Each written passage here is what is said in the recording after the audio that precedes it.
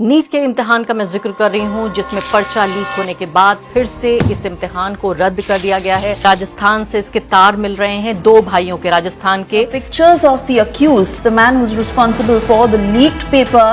His picture was seen with Madan Dilawar, Rajasthan education minister. जो ये व्यक्ति जिन लोगों की गिरफ्तारी हुई है राजस्थान से, इनके तार कहीं ना कहीं भाजपा से मिलते हुए भी नजर आ रहे हैं। वो लोग जो घर से पैसा मंगाकर तैयारी करते हैं, रात भर पढ़ाई करते हैं, उनके तमाम सपने चकनाचूर हो गए हैं। तैयारी करने में हम लोग कोचिंग अटेंड करते हैं, यहाँ पे 6 घंटे का पूरा क्लास चलता है। फिर हम घर जाते हैं, घर जाके खाना खाने के बाद हम घंटा नहीं देखते कि हम कितने घंटे पढ़ रहे हैं। जब तक हमारा टॉपिक पूरा नहीं हो जाता है तब तक हम पढ़ते रहते हैं। क्योंकि हमारी सरकार के पास इतना दम नहीं है, इतना इंतजाम प्रबंधन नहीं है कि वो ढंग से एक इम्तिहान करा सके। जब ये बार बार इस तरीके से होता है, 2024 में हुआ, अब 2026 में भी हुआ, और एनटीए ने जो जो परीक्षाएं की हैं और इन परीक्षाओं को लेकर अब लगातार सवाल, तो अब कुछ परीक्षाओं को, कुछ इम्तिहानों को हम जिंदगी से ज्यादा महत्वपूर्ण क्यों बना दे रहे हैं? क्योंकि हमारा समाज सोशल मोबिलिटी के बहुत सारे रास्ते नहीं खोल पा रहा है। वही 4 रास्ते हैं। 2017 में पेपर लीक हुए, सीबीआई को जांच सौंप दी गई, आज तक सीबीआई ने कुछ किया। फिर 2021 में पेपर लीक हुए, सीबीआई को जांच सौंप दी गई, आज तक सीबीआई ने कुछ किया। आपको लगता है सीबीआई कुछ करेगी इस बार भी?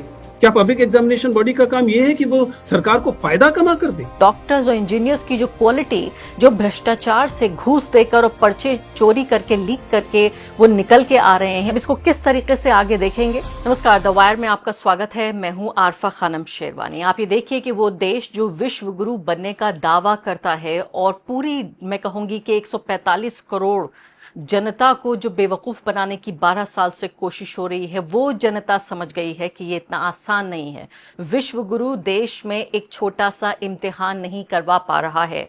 और आप ये देखिए कि जिस तरह से भ्रष्टाचार और साथ साथ धोखाधड़ी इतने धड़ल्ले से चल रही है, सरकारी इंतजाम, निजाम और संगठनों की तमाम धाल मेल के साथ, कि हैरानी होती है कि देश के वो लोग जिनको किसी भी तरीके से वो ये समझते हैं कि सरकारी सिस्टम के जरिए डॉक्टर बन जाएंगे, इंजीनियर बन जाएंगे, उनके तमाम सपने पूरे तरीके से नाकाम हो रहे हैं। और मुझे अफसोस हो रहा है कि कई ऐसे बहुत से लोग, मैं भी जानती हूँ, जो नीट के इम्तिहानों की तैयारी कर रहे थे, और वो लोग जो घर से पैसा मंगाकर तैयारी करते हैं, रात भर पढ़ाई करते हैं, उनके तमाम सपने चकनाचूर हो गए हैं। क्योंकि हमारी सरकार के पास इतना दम नहीं है, इतना इंतजाम प्रबंधन नहीं है कि वो ढंग से एक इम्तिहान करा सके। एक इम्तिहान, और भाषण देखिए आप तो लगेगा कि चांद तोड़ के ले आएंगे। ये नीट के इम्तिहान का मैं जिक्र कर रही हूं, जिसमें पर्चा लीक होने के बाद फिर से इस इम्तिहान को रद्द कर दिया गया है।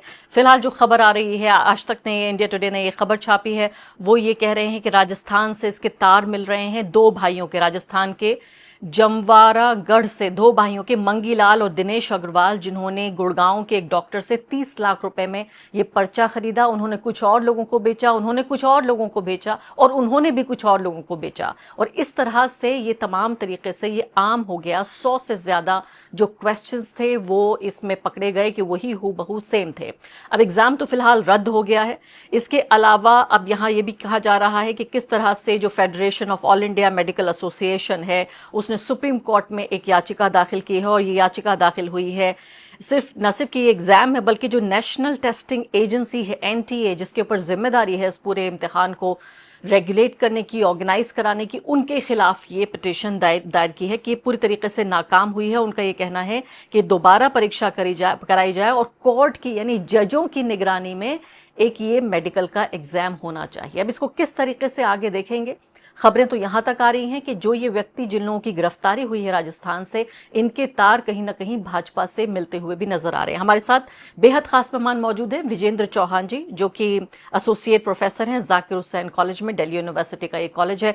विजेंद्र जी, बहुत बहुत शुक्रिया आपका ज्वाइन करने के लिए। मुझे बहुत खुशी हो रही है हमारे दर्शकों के सामने ये बताते हुए कि आपसे हम बातचीत कर रहे हैं। मैं बहुत दिनों से आपसे इस मुद्दे को समझना भी चाहती थी, समझाना भी चाहती थी दर्शकों को। अभी फिलहाल ये नीट का जो पूरा ये विवाद चल रहा है, जिसमें 22 लाख जो छात्र हैं उनका भविष्य दांव पर लगा हुआ है, आप कैसे देखते हैं? सबसे पहले शुक्रिया आरफा आपका और दिवायर का मुझसे बातचीत करने के लिए। देखिए, ये सवाल बहुत अहम सवाल है, और ये मात्र एक परीक्षा का सवाल नहीं है। जैसा आपने कहा, देखिए गणतंत्र जब होता है, कोई रिपब्लिक जो होता है, तो उसका मतलब ये होता है कि उस रिपब्लिक में जो भी इम्पोर्टेंट पोजीशंस हैं, चाहे वो पढ़ाई लिखाई की हों, चाहे वो सत्ता की हों, चाहे वो पॉलिटिक्स की हों या कुछ सरकारी नौकरियों की हों, उस पर हर नागरिक को ये लगना चाहिए कि उसका बराबर हक है। और पब्लिक एग्जामिनेशन बॉडीज इसी फेथ की कस्टोडियन होती है, आइडियली होनी चाहिए किसी भी डेमोक्रेसी में। यूपीएससी की बात करें, स्टेट सर्विसेज की बात करें, या फिर ये जो प्रवेश परीक्षाएं आयोजित करने वाली बॉडीज है इनकी बात करें, इनकी बेसिक जिम्मेदारी है, 2 जिम्मेदारी है। एक तो पाक साफ तरीके से परीक्षा करें, दूसरा तमाम जो अभ्यर्थी हैं उन्हें ये लगे कि परीक्षा पाक साफ तरीके से हुई है, जिसने ज्यादा मेहनत की थी, जिसने अच्छे तरीके से परीक्षा दी थी, उसका प्रवेश या उसकी सिलेक्शन हो गया और बाकी का नहीं हुआ। जब ये बार बार इस तरीके से होता है, 2024 में हुआ, अब 2026 में भी हुआ, और एनटीए ने जो परीक्षाएं की हैं, आप देखेंगे उनमें से लगभग हर परीक्षा पर ये सवाल उठते रहे। एनटीए केवल नीट की परीक्षा नहीं करता है, वो जेई की परीक्षा करता है, वो यूजीसी की परीक्षा करता है, वो सीईटी की परीक्षा करता है, बहुत सारी परीक्षाएं करते हैं। और इन परीक्षाओं को लेकर अब लगातार सवाल उठ रहे हैं। तो मेरी चिंता 2 तरह से, एक तो आपने जो कहा कि वो जो 23 लाख विद्यार्थी हैं जिन्होंने दिन रात एक किया, इनमें गरीब लोग होंगे, इनमें अपने घर से दूर रह रहे छोटे छोटे बच्चे होंगे, इन लोग 17-18 साल के बच्चे होते हैं। और ये एक तो उनकी मेहनत का क्या होगा।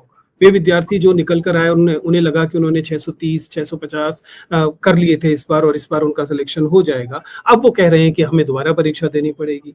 और जिन लोगों का नहीं सिलेक्शन पहले भी लग रहा था, उनको अब पहले से ये चिंता हो रही है कि परीक्षाएं, इसका मतलब अगली जो परीक्षा होगी वो भी शायद इसी तरीके से होगी।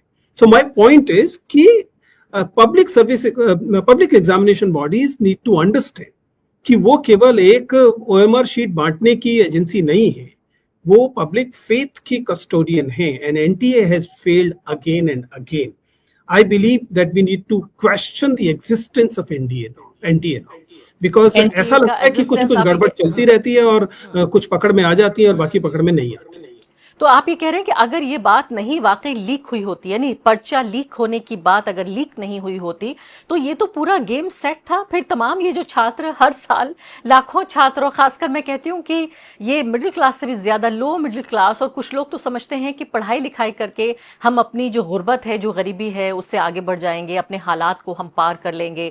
कहा जाता है कि अगर तुम मेहनत करोगे, पढ़ोगे लिखोगे, इम्तिहान पास कर लोगे, डॉक्टर बन जाओगे, इंजीनियर बन जाओगे। लेकिन अगर ये गेम फिक्स्ड है और आप ये कह रहे हैं पकड़ में अभी आ गए हैं, लेकिन आपको ये लग रहा है कि भ्रष्टाचार इसमें होता ही है, किस स्तर पर होता है, कितनी सेंध लगती है, ये अलग बात है। बिल्कुल, क्योंकि इस बात को समझिए कि आपने एक बॉडी तैयार की है। मैं तो बार बार इस सवाल को उठाता हूं कि मान लीजिए मैं बहुत सालों से यूपीएससी के मॉक इंटरव्यूज ले रहा हूं।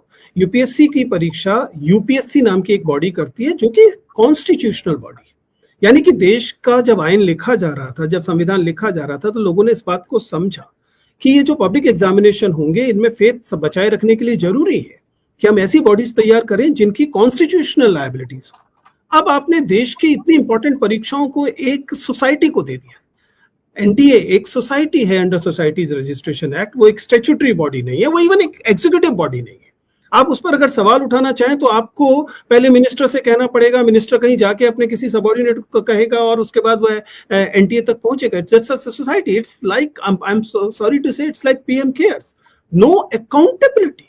और ये एक बहुत इंपॉर्टेंट बात है। And as you rightly pointed out, इस बात को समझिए कि सभी बच्चे ऐसी स्थितियों से आने वाले बच्चे नहीं हैं जो प्रिविलेज्ड हो, क्योंकि जिन लोगों के लिए ये पेपर लीक किया जा रहा होगा वो जरूर प्रिविलेज्ड बैकग्राउंड के लोग होंगे, लेकिन अधिकांश लोग इसमें जो होते हैं वो, जैसा आपने कहा, गरीब बच्चे होंगे, मार्जिनलाइज्ड सेक्शन से आने वाले बच्चे होंगे। मैं I am making a point here, please understand कि जब भी सिस्टम फेल होता है उसका प्रभाव तमाम वर्गों पर समान नहीं पड़ता। There is a differentiated impact of it. When you lose faith in the system, इसका प्रभाव सब पर नहीं पड़ेगा। जो लोग प्रिविलेज्ड लोग हैं उनके पास कुछ प्लान बी होंगे, प्लान सी होंगे, उनके पास सोशल मोबिलिटी की दूसरी चीजें होंगी, वो पिताजी की दुकान में जाकर बैठ जाएंगे या उनका बिजनेस संभाल लेंगे। लेकिन देश के अधिकांश लोग जो जिस सेक्शन से आते हैं और सोशल मोबिलिटी में इसको, नीट जेई को वो बहुत इंपॉर्टेंट फैक्टर मानते हैं अपनी जिंदगी बदलने का, उनमें से अधिकांश लोग ये अफोर्ड नहीं कर पाएंगे। इसका हमेशा डिफरेंशिएटेड इम्पैक्ट होता है। मार्जिनलाइज सेक्शन पर इस तरह की जो गड़बड़ी होती है उनका ज्यादा प्रभाव पड़ता है, और जो प्रिविलेज लोग होते हैं उन पर रिलेटिवली कम प्रभाव पड़ता है। कई बार तो उनके फेवर में जा रही होती है चीजें। Therefore, we need to understand, अगर डेमोक्रेसी को में इस वाले गैप को कम करना चाहते हैं, अगर आप इस डिस्पैरिटी को कम करना चाहते हैं, तो आपको अपनी एग्जामिनिंग बॉडीज को बिल्कुल रोबस्ट रखना पड़ेगा। और इसके अलावा विजयन जी, यहाँ पे तो इतनी भी हैरानी नहीं होनी चाहिए कि देखिए ये लोग भी जिनको हम अंडर प्रिविलेज कह रहे हैं या पीपल और स्टूडेंट्स विदाउट प्रिविलेज हम कह रहे हैं, इनमें भी ज्यादातर वो लोग हैं जो ओबीसी समुदायों से आते हैं, जो एससी एसटी समुदायों से आते हैं, इसमें धार्मिक अल्पसंख्यक हैं। तो इसका एक सोशियोलॉजिकल एलिमेंट भी है जो समझना लोगों के लिए शायद बहुत मुश्किल है, जो कास्ट प्रिविलेज से आते हैं, यानी कास्ट प्रिविलेज और इसके अलावा क्लास प्रिविलेज के साथ आते हैं, उनके लिए समझना इस बात को मुश्किल है। यहां पर आप ये कह रहे हैं कि सिर्फ ऐसा नहीं है कि सिस्टम काम नहीं कर रहा है, बल्कि सिस्टम ही फॉल्टी है, सिस्टम में ही प्रॉब्लम है। It's not that the system is not working. System is doing what it's designed to work. And this is what the most unfortunate part is. क्योंकि आप समझिए कि हमारे देश में चंद बहुत थोड़ी चीजें अब बची हैं जिन्हें हम सोशल मोबिलिटी की चीज मान सकते हैं। मेरी पीढ़ी के समय ये बहुत आसान था कि हम ये कहते थे कि हम पब्लिक फंडेड एजुकेशन पाएंगे और there is a possibility of social mobility, मैं अपनी सीनियर पीढ़ी से थोड़ी बेहतर स्थिति में आ सकूंगा। That is no more the case. पहले ही कोचिंग इंडस्ट्री ने, पहले ही जो पूरा का पूरा इकोसिस्टम तैयार हुआ इन परीक्षाओं के आसपास, उसने पहले ही मार्जिनलाइज सेक्शन को बाहर पुश कर दिया है।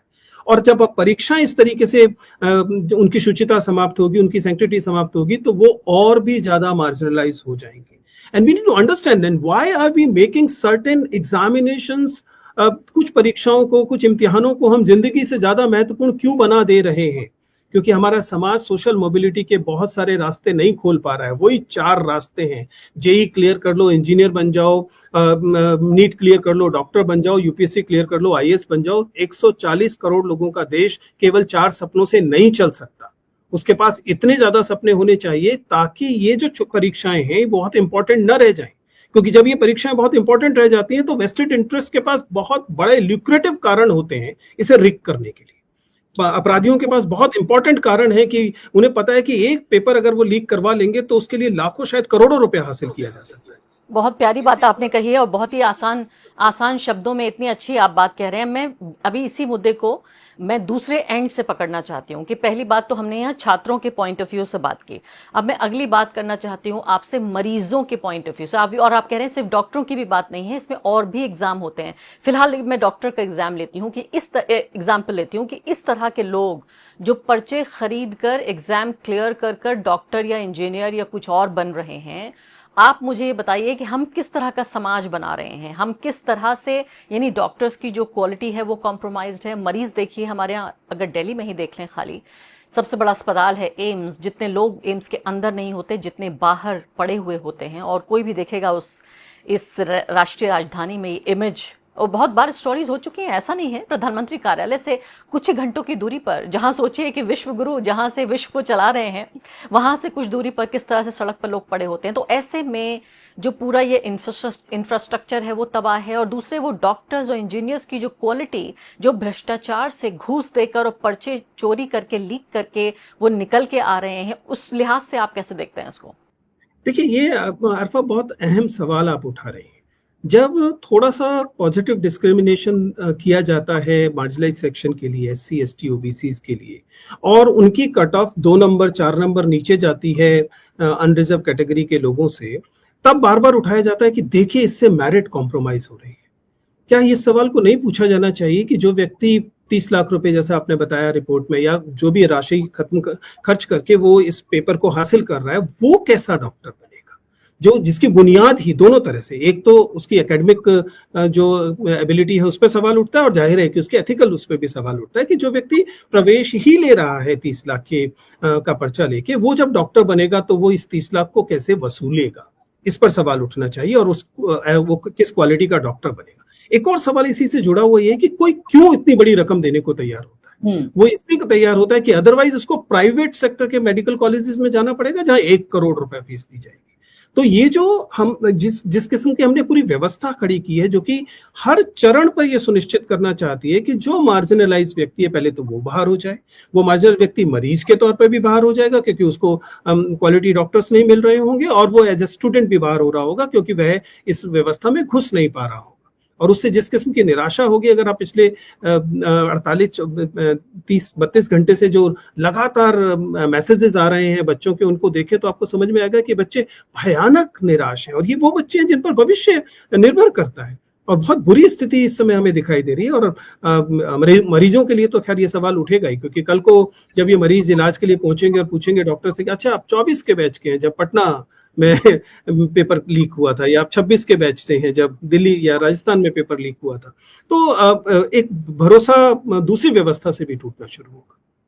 और विजयन जी, आप क्या सोल्यूशन क्या बता रहे हैं? जैसे मैं देख रही हूँ फेमा जो ये फेडरेशन है डॉक्टर्स की, ये भी गई है वहां पर कोर्ट, सुप्रीम कोर्ट, तो कह रहे हैं कि इसको रद्द किया जाना चाहिए। आप भी ये कह रहे हैं कि एनटीए को रद्द किया जाना चाहिए। क्या सोल्यूशन क्या होगा? क्योंकि ऐसा अक्सर हो रहा है, लगातार हो रहा है, हमारी राज्य सरकारें या केंद्र की सरकार इम्तिहान नहीं करा पा रही हैं, और आप ये कह रहे हैं ये तो एक अच्छी खबर है कि कम से कम पता लग गया। और ये व्हाट्सएप पे सबसे ज्यादा हास्यास्पद बात यह है कि हम अपने युवाओं के न सिर्फ के उनका आने वाला कल, बल्कि उनका आज भी हम कितना सीरियसली लेते हैं इस बात को कि व्हाट्सएप के ऊपर ये पर्चा सर्कुलेट हो रहा था, राजस्थान के गांव देहात में पहुंच चुका था। इनमें से जिसने खरीदा है उसमें जब 3-4 कड़ियों के बाद एक व्यक्ति ने अपने पिता को दिया ये पर्चा, जो कि एक गर्ल्स हॉस्टल, एक पीजी है, वो चलाते हैं, और फिर वो लड़कियों में बट गया।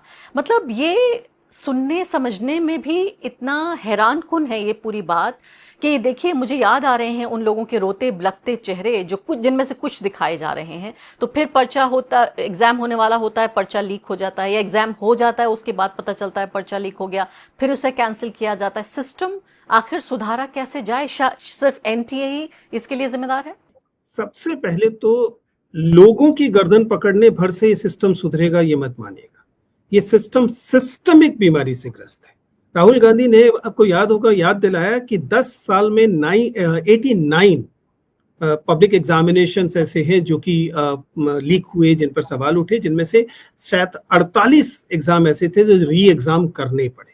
इसका मतलब यह है कि पब्लिक एग्जामिनेशन में इन जनरल फेथ इरोड हो चुका है। लोगों को अब भरोसा नहीं है कि सरकारें परीक्षाएं ठीक से कर पा रही हैं। एक आध चंद परीक्षाएं, शायद यूपीएससी वगैरह को छोड़ दीजिए, तो ना तो स्टेट पब्लिक सर्विस कमीशन, ना स्टेट की जो रिक्रूटमेंट बॉडीज हैं वो, ना ही पब्लिक एग्जामिनेशन लाइक एनटीए, इनमें से किसी पर अब लोगों का भरोसा नहीं बचा। You need to have systemic solution to it, and one of the systemic solution is make NTA accountable.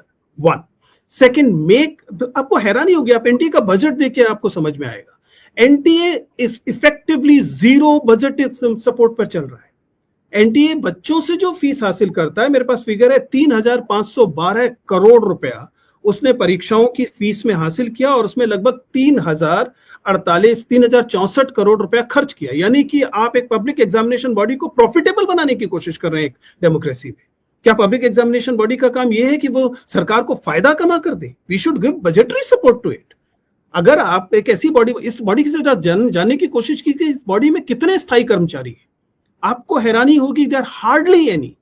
Deputation पे आए हुए 2-4 लोगों को छोड़ दिया जाए तो एग्जामिनेशन का पूरा का इतना बड़ा पब्लिक एग्जामिनेशन बिना किसी सरकारी सपोर्ट के चल रहा है। ना तो मैन पावर सपोर्ट है, ना फाइनेंशियल सपोर्ट है, and then you are interesting the future of the country in the hand of such a body. The body has to be more accountable. It has to run on budgetary allocation, and it has to be accountable in every aspect of it. और ऐसा नहीं, देश ऐसा कर नहीं सकता। पहले CBSE इसको बहुत अच्छे तरीके से करता था, और उस पर जब सवाल उठते थे तो बाकायदा गर्दन नापी जा सकती थी, क्योंकि वे सरकारी कर्मचारी थे, वो यूनिवर्सिटी के कर्मचारी थे, वो सरकारी इंस्टीट्यूशंस के कर्मचारी थे, और उनके पास एक कोड ऑफ कंडक्ट हुआ करता था। Now you want to save money on every front, आप कटिंग कॉर्नर्स करते हैं। जरा पता कीजिए ना कि कहां सेंटर पड़ते हैं इनके। बिल्कुल मुझे तो वही याद आ रहा है विजयन जी, ये बिल्कुल गुजरात मॉडल मुझे याद आ रहा है कि अहमदाबाद में एक पार्क में घुसने के लिए भी आपको 50 रुपए देने पड़ते हैं। इस हद तक आप सोचिए, गरीब परिवार के 5 लोग अगर पार्क में घुसना चाहें, कमाना क्यों है? कहां लेकर जाएंगे आप इस पब्लिक फंडेड एजुकेशन को? पहले बर्बाद कर रहे हैं, पब्लिक एग्जामिनेशंस को बर्बाद कर देंगे। You can not run a nation like this. क्योंकि समझिए कि जब भी आप ऐसा करते हैं, बच्चों का जैसे जैसे इस चीज से भरोसा टूटता है, वे अगर निराश युवा कोई बहुत स्वस्थ चीज नहीं है किसी समाज के लिए, जिसको उम्मीद ना हो। विजयन जी, बिल्कुल आखिरी सवाल आपसे। आप ये कह रहे थे कि 4 इम्तिहान, इसका मतलब 4 सपने, हमारे छात्रों को इससे आगे सोचना होगा। बहुत संक्षेप में बताइए आपके क्या मायने हैं जब आप ये कहना चाह रहे हैं। क्या इस तरह से ये जो गवर्नमेंट कंडक्टेड एग्जाम्स हैं उसमें डॉक्टर इंजीनियर बनने के बजाय क्या रोड मैप सजेस्ट कर रहे हैं आप? देखिए ये अरफा, आप लोगों से लगातार बात करती हैं, सक्रिय व्यक्ति हैं, आप जानती हैं कि कोई भी देश जो 140 करोड़ लोगों का देश है, वो 4 सपनों के भरोसे नहीं चल सकता। बल्कि इसी सरकार के इकोनॉमिक एडवाइजरी कमेटी के मेंबर थे संजीव सान्याल, जिन्होंने कहा कि देश में पॉवर्टी ऑफ एस्पिरेशन है। आप समझ के देखिए कि पूरे देश में 50 तरह के सपने होने चाहिए और लोगों को उन सपनों की कद्र करना आना चाहिए, और उन सपनों के सीधे रोड में पाथवेज होने चाहिए कि आप इस सपने को लेंगे तो इस जगह पे पहुंचेंगे जिसकी इज्जत होगी समाज में, जिससे उसमें उसको एक आर्थिक बराबरी में मिलेगी। अब स्थिति ऐसी हो रखी है कि इन 2-3 सपनों को छोड़कर समाज में लोगों के पास एस्पिरेशन रखने के कोई कारण नहीं बचे। As education, as society and as government, it has to be ensured कि there is diversity of dreams, एक तरह की सपनों की विविधता होनी चाहिए। सारे लोग केवल डॉक्टर इंजीनियर बनना चाहेंगे तो फिर हमेशा इन डॉक्टर इंजीनियर आईएएस बनेंगे तो इन परीक्षाओं की कद्र, इनकी जो हैसियत है वो जितनी होनी चाहिए उससे बहुत ज्यादा हो। लेकिन अगर पत्रकार भी बन गए तो क्या हो जाएगा? क्या कर लेंगे पत्रकार भी बन गए तो? देखिए मुझे लगता है कि पत्रकार बहुत महत्वपूर्ण काम करते हैं, शिक्षक बहुत महत्वपूर्ण काम करते हैं, और 10-12 साल का अरसा देश के इतिहास के लिए इतना बड़ा नहीं है कि हम पूरी तरह से निराश हो सकते हैं। आखिर पत्रकारों ने पहले भी काम किया है, शिक्षकों ने पहले भी काम किया, आगे भी करेंगे। लेकिन अभी इंपॉर्टेंट ये है कि अगली आने वाली पीढ़ी निराश न हो, और पत्रकार कम से कम एक उम्मीद दे सकते हैं, शिक्षक उम्मीद दे सकते हैं, अन्य लोग उम्मीद दे सकते हैं। And I don't think we can afford to lose hope.